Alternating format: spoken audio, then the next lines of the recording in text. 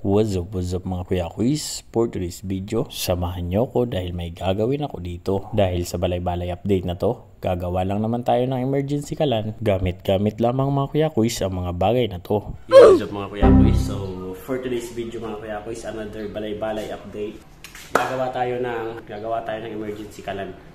Let's go. Tara simulan. So, yung gagamitin natin mga quiz is 2 piraso nito. Tapos Pwede na! ito, alam niyo ba ito? Ano ko anong tawag niyo dito? Talento. So, ito lang yung gagamitin natin mga boys para makapagsaing na tayo dito sa ating balay-balay. Kasi wala tayo dito wala ka tayong rice cooker, walang ganun. So, gagawa tayo. Let's go. Una mga boys, kakailanganin natin itong dalawang to. And kung ito yung bottom natin, tapos ito yung cover natin, kailangan wag nyo muna puputulin. Sa mga gustong gumawa na ito, alam ko may idea na kayo na ito eh. Sa mga gustong gumawa na ito, wag nyo muna puputulin dito. Kasi kung pinutol nyo tapos tsaka pa lang kayo magbubutas, mahirap. So let's go, umpisa na natin magbutas tsaka magputol. Let's go, time-lapse na tayo.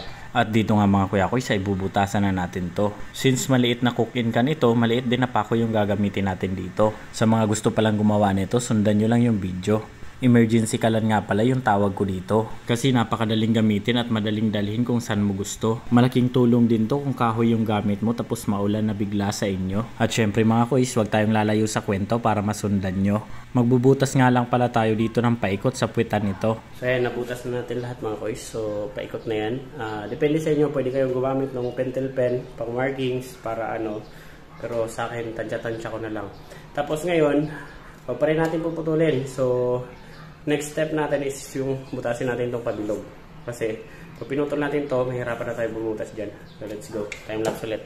Gamit-gamit ang cutter mga kuya kuys, bubutasin natin yung gitnang bahagi nito. Dahan-dahan lang sa paggawa mga kuya kuys kasi sobrang talas nito. Kaya sa mga batang nanonood dyan, wag nyong gawin to sa inyo. Ang pinaka-purpose nga pala mga kuya kuys kung bakit bubutasan natin yung gitnang bahagi na to, dito kasi natin padadaanin pagbuhos ng denatured alcohol na binili natin para dito. Linisin natin ng bagya kasi matatalas yung mga gilid nito.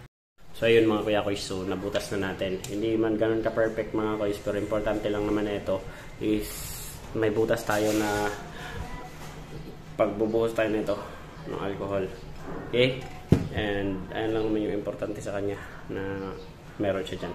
Then kung puputulin na natin to, since tapos na tayo nagbutas sa paikot, tapos na tayo nagbutas sa gitna, putulin natin. Depende lang sa inyo kung saan kayo, anong haba, komportable sa paglalagyan nyo. Kung may stand kayo, mas maganda. Pero ako, kahit bato lang or kahoy, maipatong lang yung kaldero, okay na yan. So, yan. Tatansyahin na lang natin kung gaano siya ka-taas or gaano siya kababa. Let's go.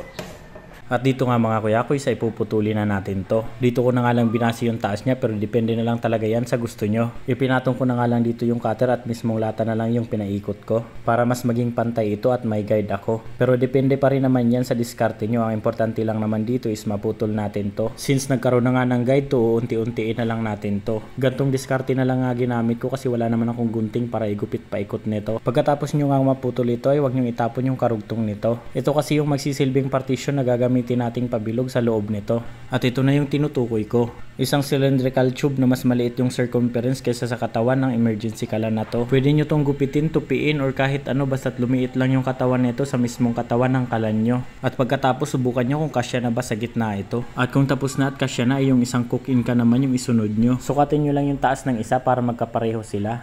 Tapos putulin nyo na rin kasi pagsasamahin natin yung dalawa. At ayan, naputol ko na kaya time to assemble na. Bago natin pagdugtungin tong dalawa, make sure na nailagay natin yung cylinder na ginawa natin kanina. Medyo mahirap talagang pagdugtungin tong dalawa kasi magkasing laki lang naman yan sila. Kaya ganito mga kuys yung diskarte na aking ginagawa. Binibiakan ko yung isa ng bahagya para naman medyo lumambot at sa bunganga ng isa magkasya siya. Kasi mga kuya kuys, pag hindi mo to ginawa, kahit sa maghapon na paikot-ikot, maalala mo lang yung jowa mo na nagpaikot-ikot sa'yo nung una.